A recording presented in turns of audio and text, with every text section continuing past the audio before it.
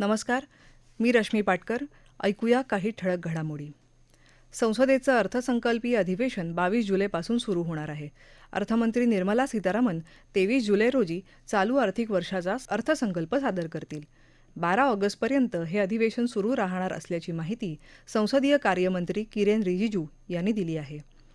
रब्बी हंगामातल्या कांद्याची बाजारातली आवक वाढत असल्यामुळे कांद्याचे दर स्थिर होत असल्याचं केंद्रीय ग्राहक व्यवहार, अन्न आणि सार्वजनिक वितरण मंत्रालयानं सांगितलं.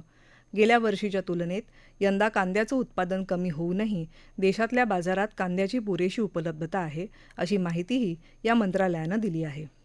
विधान परिषदेच्या निवडणुकीसाठी राष्ट्रवादी काँग्रेसकडे पूर्ण संख्याबळ असल्यामुळे पक्षाचे दोन्ही उमेदवार निवडून येतील असा विश्वास राज्याचे मदत आणि पुनर्वसन मंत्री अनिल पाटील यांनी आज नंदुरबार इथं वार्ताहरांसमोर व्यक्त केला.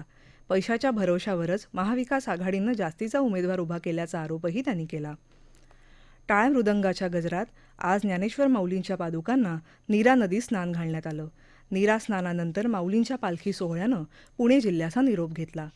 पालखी सातारा जिल्ह्यातील लोणंद इथे मुक्कामासाठी रवाना झाली.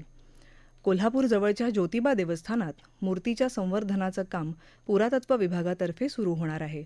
त्यामुळे उद्यापासून येत्या 11 जुलैपर्यंत मूर्तीचं दर्शन बंद राहणार आहे. गडचिरोली जिल्ह्यात अहेरी इथं नक्षल्यांनी केलेल्या आयडी स्फोटात नक्षलविरोधी अभियान राबवून परतत असलेले 2 जवान जखमी झाले.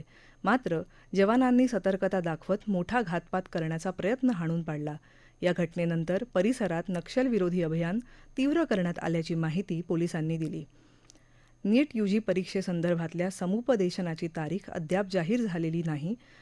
त्यामुळे माध्यमांमध्ये प्रसारित झालेलं समुपदेशन पुढे ढकलल्याचं वृत्त चुकीचं असल्याचं आरोग्य मंत्रालयाने स्पष्ट केलं आहे.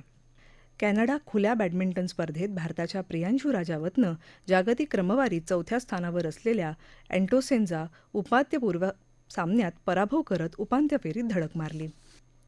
विम्बल्डन टेनिस स्पर्धेतल्या पुरुष दुहेरीत भारताच्या रोहन बोपन्ना आणि त्याचा ऑस्ट्रेलियन जोडीदार मॅथ्यू अबडन यांचा सामना जर्मनीच्या हेनरिक जिबिन्स आणि कॉन्स्टँटिन फ्रँडझन यांच्याशी आज संध्याकाळी होणार आहे.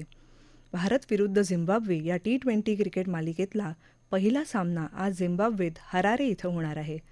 शुभमन गिल भारतीय संघाचं नेतृत्व करत आहे. या सामन्यात नाणेफेक जिंकून भारतानं क्षेत्ररक्षणाचा निर्णय घेतला आहे. याबरोबरच हे बातमीपत्र संपलं. नमस्कार.